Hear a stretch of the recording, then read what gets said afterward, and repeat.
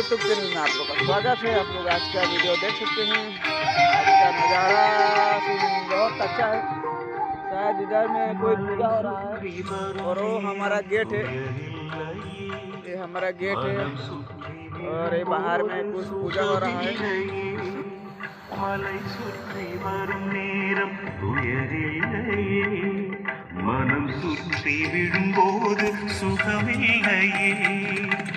சிவனே சிவனே அருணாச்சலனே, ஹரனே ஹரனே கங்காதரனே, கருணை வேண்டுமையா.